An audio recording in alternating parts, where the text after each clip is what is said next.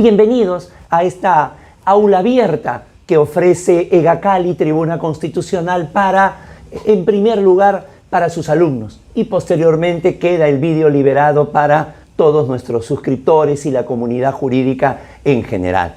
El día de hoy vamos a tocar uno de aquellos temas que ya no alcanza con simplemente tener noticias, conocerlo de una manera, digamos, mediana, tibia, sino que el día de hoy es una exigencia el que se conozca las cosas a plenitud. Justamente esta extensión que tiene el derecho ha llevado a que muchas veces el término nos suene conocido, escuchemos algo de él, pero que en definitiva finalmente no conozcamos a la institución en sí. Y entonces creo que es nuestra labor, insisto, desde GACAL y desde Tribuna Constitucional, el que esto pueda precisarse, el que se puedan dar algunos alcances, sobre todo de una naturaleza resumida, como para evitar que se den algunos deslices y sobre todo algunas confusiones. Y una de esas instituciones, como no, es el estado de cosas inconstitucional. Entonces, bienvenidos. A ver, el estado de cosas inconstitucional, 7 puntos importantes, 7 tips que debemos de conocer. ¿Sí? Comencemos. El primero de ellos, estamos hablando de una institución pretoriana. Esto es, estamos hablando de una institución que nace producto de la jurisprudencia, ¿no? Es difícil encontrar, no solamente en la Constitución peruana, sino en alguna constitución latinoamericana o del mundo, el término estado de cosas inconstitucional. No aparece. El Perú, que se precia de tener un código procesal constitucional, tampoco está en la norma respectiva. Insisto, es una creación que ha establecido la jurisprudencia, primero en Latinoamérica y luego en el Perú, producto de lo que el Tribunal Constitucional ha dado a llamar el principio de autonomía procesal. El principio de autonomía procesal es aquella, si se quiere, aquella facultad que tiene el supremo intérprete de la Constitución, el máximo intérprete de la Constitución, para poder modular, regular, crear y hasta corregir figuras procesales con respecto a el proceso constitucional. Esto es, cuando se tiene un código procesal constitucional y se piensa que todo el desarrollo, todo el recorrido, todo el camino, todo el método que se desarrolla en un proceso con pretensión constitucional está en el Código Procesal Constitucional, ha dicho el Tribunal Constitucional peruano y muchos tribunales análogos, que puede variar, puede cambiar, puede aumentar, puede reducir lo señalado en la norma procesal con una sola finalidad: el favorecimiento de los derechos fundamentales. Debe ser esta primera característica, que es una institución creada por la jurisprudencia, la que ha determinado que su conocimiento no sea del todo preciso. Segundo punto a conocer en el estado de cosas inconstitucional: es una institución que nace en el derecho latinoamericano. Como lo hemos repetido durante muchas clases, en muchos años y en muchos programas, Latinoamérica viene a ser una suerte de sitio de recepción del derecho, en el lenguaje del jurista colombiano Diego López Medina, ¿no? Y más bien, los sitios de producción del derecho se reservan a Estados Unidos y a Europa. Con este desarrollo que se tiene, definitivamente son escasas las instituciones que tienen su nacimiento entre el norte de México y el sur de Argentina. Una de ellas, el proceso de amparo. La otra, el estado de cosas inconstitucional. En efecto, esta figura nace en la sentencia unificada 559 del año de 1997, expedida por la Corte Constitucional colombiana, referido a un bono que debían de recibir algunos profesores de algunas provincias del país de García Márquez. Cuando resuelve la Corte Constitucional colombiana, advierte de que esto era un derecho fundamental que estaba, si se quiere, esperando por largos años, pero que además no solamente eran los demandantes a quienes se estaba vulnerando el derecho fundamental, sino que esto excedía lógicamente a las partes que intervenían en el proceso, y por primera vez declara el estado de cosas inconstitucional.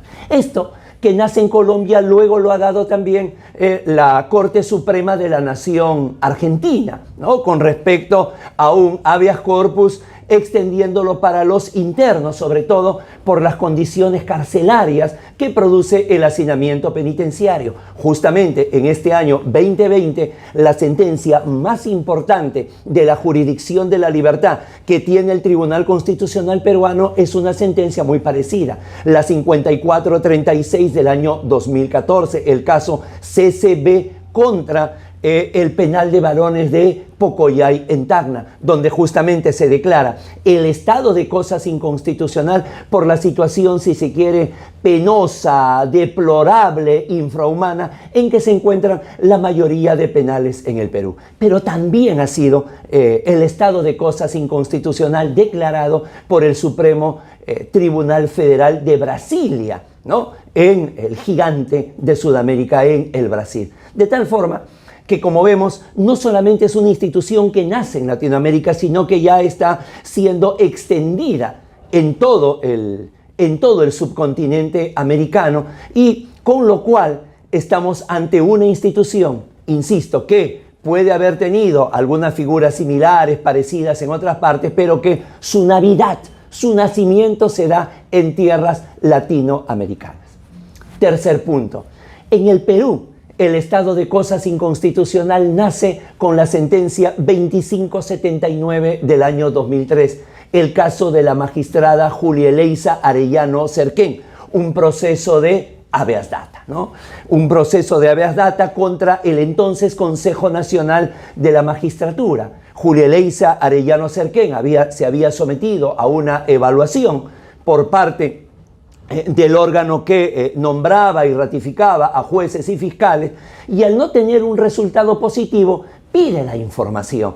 Quiere saber cuál es la razón por la cual no ha dado con los estándares de conducta e idoneidad en el cargo. A lo que el Consejo Nacional de la Magistratura de aquel entonces le contesta de que es una información reservada. El Tribunal Constitucional ya había tenido pronunciamientos previos señalando que cuando se trata de este tipo de evaluaciones es todo lo contrario. Son evaluaciones públicas que por transparencia las fundamentaciones, los resultados, las argumentaciones deben de ser de conocimiento público. Y entonces, como quiera que de alguna manera, ya lo había dicho antes, pero en otras instituciones, pero que de alguna forma pareciera que no se daban por enterado, en general el Estado declara el estado de cosas inconstitucional. A partir de allí, hasta el día de hoy, se han dado 16 casos. Uno los puede ubicar en el portal web del Tribunal Constitucional. 16 estados de cosas inconstitucional. Esto es, partiendo el caso en una situación muy particular de una o de algunas personas, lo que hace el Tribunal Constitucional es declarar que esa práctica, declarar que ese estado de cosas vulnera derechos fundamentales y vulnera la Constitución, haciéndolo erga omnes. Por ello, el cuarto punto que debemos saber respecto del estado de cosas inconstitucional es justamente su definición. ¿Qué es el estado de cosas inconstitucional? Fundamentalmente es una técnica. Es una técnica por la cual se busca extender los efectos interpartes que debe tener una sentencia que se conviertan en erga omnes. Un erga omnes relativo, un erga omnes que alcance a todos aquellos ciudadanos cuya acción u omisión que realiza el Estado le hubiese generado alguna violación generalizada, reiterada, repetitiva de sus derechos fundamentales. Entonces, a partir de allí, en esa sentencia que declara el estado de cosas inconstitucional, lo que se hace es un requerimiento que se hace a los diferentes órganos del Estado, los diferentes órganos públicos, porque hay una vulneración que se determina ya de un carácter masivo. Y no solamente ese requerimiento lo hace a los órganos públicos, sino que además le señala cuál es el plazo determinado en el que se debe desarrollar. Y aquí hacemos un primer pie de página con respecto a las llamadas sentencias exhortativas. Si alguien quisiera señalar cuál viene a ser el antecedente del estado de cosas inconstitucional, vienen a ser las llamadas sentencias exhortativas, ¿no? Es una exhortación, es una petición, si se quiere, hasta es una arenga. Oye, acá hay una omisión que está generando esta vulneración, o todo lo contrario, acá hay una acción del Estado que está originando una vulneración. Te exhorto, te pido que lo puedas, si es una acción, a dejarla de hacer, o si es una omisión, al hacer. Sin embargo, huelgan, abundan las sentencias en las cuales hay una exhortación de parte del Supremo Intérprete de la Constitución. Pasa el tiempo, pasan los años y no hay una acción del gobierno. Entonces, justamente cuando se da lo que vamos a ver en el último punto, ¿no? Cuando se da esa suerte de debate acerca si es que un órgano jurisdiccional puede o no puede ordenar políticas públicas, ¿no? El fundamento que tienen los votos a favor dentro del tribunal señalan justamente eso, ¿no? Pero ya dijimos en una sentencia exhortativa que lo hagan. Por lo tanto, lo que de alguna manera se da es el llamado incumplimiento de una sentencia constitucional por parte del Estado. Y ante ese incumplimiento, ¿qué es lo que sostiene el Tribunal Constitucional? Que no puede tener una posición simplemente pasiva, que no puede contemplar cómo lo señalado en un determinado proceso finalmente no se cumple. Y al no darse la ejecución de la sentencia, no se está alcanzando la tutela jurisdiccional efectiva. Un segundo pie de página aquí, esto es muy importante. El término tutela jurisdiccional efectiva no siempre llevó el apellido materno, efectiva. Simplemente se hablaba de una tutela jurisdiccional, porque era relacionado con la posibilidad de acceder a la justicia. Era relacionado con la posibilidad de encontrar un lugar donde yo pueda presentar mi demanda. Empero, luego se dieron cuenta que un proceso que podía demorar 2, 3 y hasta 4 años, finalmente este proceso, esta característica que tenía, finalmente podía tener una consecuencia peor, que era que señalada una sentencia, la sentencia no se cumpliera. Y entonces, al no cumplirse esa sentencia, ¿de qué me valió la tutela jurisdiccional si finalmente no lograba la efectividad? Entonces viene la tutela jurisdiccional efectiva, que ya no cumpliendo solamente el requisito de entrada, el acceso a la justicia, sino también el requisito de salida, la ejecución de lo decidido, que sería uno de los fundamentos por los cuales el tribunal, ya habiendo dado una sentencia exhortativa ante la inacción del Estado, declara el estado de cosas inconstitucional.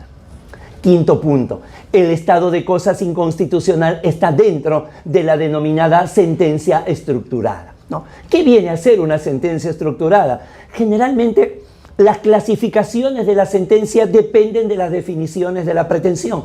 Es decir, según la naturaleza de la pretensión, viene la naturaleza de la sentencia. Un tercer pie de página acá. Si la pretensión es una pretensión declarativa, la sentencia es declarativa. Si la pretensión es constitutiva, la sentencia es constitutiva. Si la pretensión es condenatoria, la sentencia es condenatoria. Aquí esto es invariable. Si la pretensión es estructural, es decir, tiene que ver ya no con un derecho individual, ya no con un derecho civil y político, sino tiene que ver con los derechos sociales, económicos y culturales. Esto es, si el problema es estructural, si el problema es una vulneración a una pluralidad de sujetos, entonces la sentencia también es estructural. ¿Qué implica una sentencia estructural? Primero, que se tenga que referir a derechos sociales, económicos y culturales, y con ello imposible a una sola persona. Siempre es una pluralidad de personas. En segundo lugar, que como establece un hacer, un realizar, determina, para que no se pierda en una simple sentencia exhortativa que constituya un brindis al sol, el seguimiento de la sentencia. Es más, el Tribunal Constitucional ya formó, mediante una resolución, un comité de seguimiento de las sentencias del Tribunal Constitucional, casi un espejo de lo que desarrolla desde hace algunos años la Corte Interamericana de Derechos Humanos.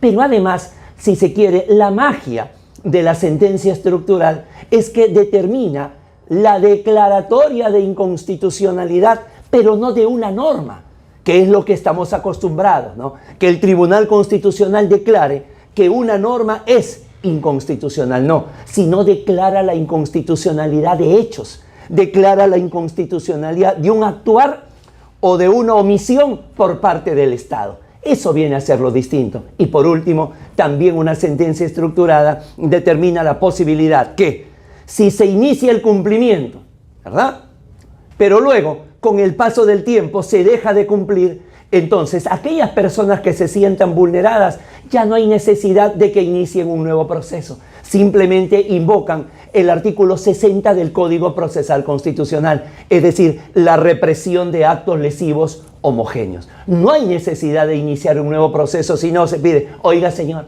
la justicia constitucional ya dijo, ya señaló que este proceder del Estado es inconstitucional y sin embargo lo continúa. Es el mismo vulnerador el Estado, son los mismos vulnerados el ciudadano, es el mismo derecho fundamental vulnerado, represión de actos lesivos homogéneos. Como se ve, hay una suerte, si se quiere, de búsqueda de que se cumpla lo decidido, ¿no? Si hay una, digamos, característica que es un denominador común a todas aquellas instituciones creadas vía jurisprudencia, es lograr la efectividad de los derechos fundamentales, principalmente los que se dan en un proceso tan totalizador, tan completo, tan pleno como el proceso de amparo. Sexta cuestión que hay que conocer del estado de cosas inconstitucional, los presupuestos para su declaratoria. No lo podemos dejar una institución, repito, lo vamos a ver en la parte final, tan debatida, tan discutida, tan caminando al límite de la cornisa en un Estado constitucional de derecho. No lo podemos dejar al voluntarismo, ¿no?, al que me parece, al que tengo ganas, no, si no se establece una serie de presupuestos. El primero de ellos, debe existir una vulneración masiva y generalizada de varios derechos fundamentales. Y claro, tiene que darse la afectación a una pluralidad de personas. En primer lugar, primer presupuesto. Segundo presupuesto, tiene que haber una prolongada omisión de las autoridades, omisión en el cumplimiento de obligaciones que justamente garanticen esos derechos fundamentales. Tercer presupuesto, la no expedición de las medidas necesarias. Pueden ser medidas administrativas, pueden ser medidas legislativas, pueden ser medidas presupuestarias. Aquí es donde encuentra el Tribunal Constitucional la justificación a dar órdenes al Estado porque a su sentencia no se ha ejecutado, se le ha hecho un caso omiso ya en reiteradas ocasiones. Es muy difícil que se dicte un estado de cosas inconstitucional, digamos, a la primera. Generalmente han habido otros procesos donde se ha advertido aquello. Cuarto presupuesto, la existencia de un problema que de alguna manera comprenda a varias entidades del Estado. No solamente el actuar, sino también sus recursos. Por eso, al declararse el estado de cosas inconstitucional, tiene que haber un actuar coordinado, tiene que haber un actuar, si se quiere, transversal de varias instituciones para que todas, ¿no?, de una manera, insisto, alineada, de una manera coordinada, puedan establecer tanto las acciones como los presupuestos, porque si no, se corre el riesgo de que ante un desarrollo asimétrico se continúe con la vulneración. Y por último, una justificación, si se quiere, de economía procesal, al igual que el precedente, ¿no? Es otra de las figuras que constituye sentencias verdaderamente normativas. Es que si no se declarara el estado de cosas inconstitucional y si cada uno de los afectados presentara su demanda de amparo por separado, señalando la vulneración de ese derecho fundamental, entonces eso produciría una inmensa congestión judicial, un cuello de botella para que básicamente el órgano jurisdiccional esté resolviendo uno por uno, cuando existe, insiste una suerte de uniformidad en la vulneración de ese derecho o esos derechos fundamentales. Y el séptimo y último punto que se tiene que saber es que existe el riesgo, y más que el riesgo, en algunos casos, la llamada vulneración a la división de poderes. A ver, este punto es muy importante porque mientras los 6 primeros tienen que ver con características señaladas en la propia jurisprudencia, este séptimo no. Este séptimo es, si se quiere, producto de un debate, el ámbito relacionado a la llamada división de poderes. Esto es, ¿cuál es el órgano, cuál es el ente encargado de realizar políticas públicas? El ente administrativo, el poder ejecutivo y en algunos casos, si se quiere, hasta el poder legislativo, si es que se necesitara una norma legal, si es que se necesitara una ley para poder motorizar esto de acá. Es decir, los poderes políticos. Por eso se llaman políticas públicas. No le corresponde, pero de ninguna manera a los órganos jurisdiccionales. No puede ser el órgano jurisdiccional, no puede realizar políticas públicas. No. Alguien señala, no, Guido, se está haciendo justicia. Correcto, pero no confundamos. Una cosa es la justicia que hacen los órganos jurisdiccionales, los órganos apolíticos, los órganos contramayoritarios, que viene a ser una justicia conmutativa. Por eso Ulpiano decía, hay que dar a cada uno lo que le corresponde.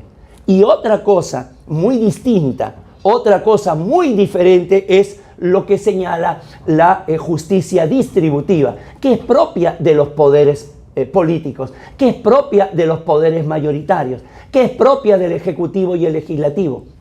Le cobre un tributo elevado al que más gana para con esto darle agua, darle tierras, darle salubridad a los que menos tienen. Esa es la justicia distributiva, pero no puede partir de un órgano jurisdiccional. El órgano jurisdiccional debiera buscar cuáles son los mecanismos para lograr esa tutela jurisdiccional efectiva. Cuáles son los mecanismos para activar las acciones del Poder Ejecutivo, del Poder Legislativo, de diversas instituciones, del presupuesto necesario para que se dé. Porque sí, atención, la razón es acá. Mira, yo lo dije en una sentencia, lo dije una vez, lo dije 2 veces, lo dije 3 veces, y la vulneración continúa. Como la vulneración continúa, entonces yo declaro esto y doy órdenes al Ejecutivo, que no ha participado normalmente en el proceso, al Legislativo, que normalmente no lo ha hecho tampoco, al menos en la dimensión de una política pública. Si es que esto se diera, entonces estamos ya prácticamente saliéndonos de los límites del derecho. Y estamos diciendo, porque una institución no cumple, entonces yo impongo mi voluntad. Si ese fuera el caso, en algún momento los órganos políticos también podrían desconocer las decisiones jurisdiccionales. Y entonces aquí se acaba lo que se llama el Estado constitucional de derecho. No, Guido, pero se hace en nombre de los derechos fundamentales. Es cierto, pero en nombre de los derechos fundamentales hay que respetar el debido proceso. Hay que respetar la división de poderes. Hay que respetar el balancing, ¿no? Hay que crear. Hay que ser inventivos, hay que dedicarle tiempo, hay que sentarnos a dialogar acerca de cuáles son los mecanismos. Mecanismos que se pueden establecer dentro de una reforma constitucional, mecanismos que se pueden establecer dentro de una ley orgánica, pero que no pueden ser mecanismos impuestos simplemente por la autoridad de ser el supremo intérprete de la Constitución y además que de alguna manera se hace en nombre de una eficacia de los derechos fundamentales. Esto último que estamos diciendo no es una posición aislada. Si ustedes ven las últimas declaratorias de estado de cosas inconstitucional del Tribunal Constitucional, van a ver que solamente cuenta con 5 votos a favor. Y que los dos votos que disienten simplemente señalan, oye, nosotros no somos un órgano para diseñar políticas públicas. Somos el supremo intérprete de la Constitución y el órgano de control de la constitucionalidad. Porque en una democracia y en un Estado constitucional de derecho siempre se tienen límites. Aguardemos que estas reflexiones, estas 7 cosas que se tiene que saber acerca del estado de cosas inconstitucional les pueda ser de utilidad en los concursos, en el ejercicio profesional, en sus consultorías, en el desarrollo profesional de todos ustedes que han confiado primero en EGACAL y luego en Tribuna Constitucional. Muchísimas gracias por su tiempo. Fuerte abrazo.